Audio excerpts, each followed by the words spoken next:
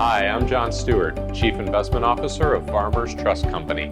This is the Investor's Edge. The Investor's Edge, Market Insights with John Stewart, is brought to you by Farmers Trust Company. Hi, I'm John Stewart. Welcome to the Investor's Edge. First up, the week in review, stock market rollercoaster. Well, volatility has been injected back into the markets since the beginning of April as renewed fears over inflationary pressures have caused the Fed to dial back expectations of rate cuts. At the beginning of the year, market participants were hoping for as many as 6 quarter-point rate cuts. However, earlier this week, the Fed was actually defending its view that they're hopeful that they may not have to hike rates again. My, how the tables have turned.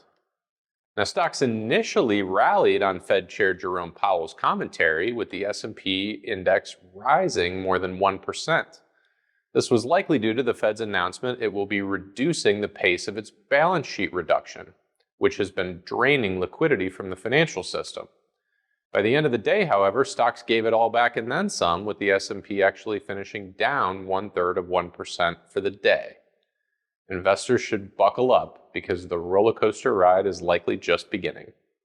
For this week's featured insight, international equities look attractive.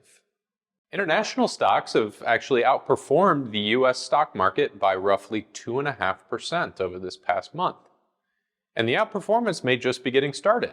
After a long period of underperformance, companies based outside of the United States now appear relatively cheap on a valuation basis, despite recent economic improvement around the world. Now, a strong dollar has helped domestic stocks over the past year, but the dollar is likely to weaken in the future, which would provide a tailwind for foreign equities. Lastly, investors both here and abroad are significantly overweight on U.S. stocks relative to international stocks.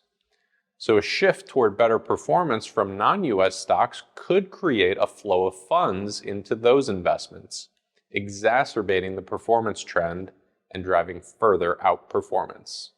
Looking ahead, sell in May and go away. Well, it's now May and the flowers are in full bloom here in Ohio. May also brings what has historically been the weakest 6-month stretch of the calendar for stocks. Sell in May and go away has been a popular saying on Wall Street for as long as I can remember, but should investors really heed this advice? If you use data going back to 1950, out of all the 12 rolling 6-month periods, May to October has in fact averaged less than any other 6-month period, with an average return of 1.7%. November through April has been the best at 6.9%. Now, even though May to October has averaged a lower return than other periods during the year, the average return during that time frame is still positive, and the market's been higher during that stretch around 2/3 of the time. So this makes the argument for actually selling in May somewhat dubious. Overall, timing the market can be foolhardy regardless of what month it happens to be. Not only are there potential tax consequences to consider, but timing the market requires 2 successful decisions in order to work out in your favor. You have to sell at the right time, but you also have to buy back in at the right time, which can be particularly tricky as the market tends to make bottoms and then rally in very rapid fashion.